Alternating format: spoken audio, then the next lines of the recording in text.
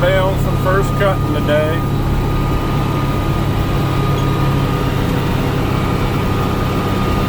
Nice big 13-acre field.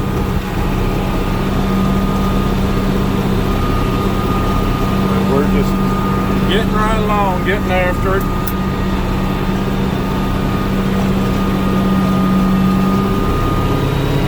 Got the 1086 and the John Deere 330 round baler.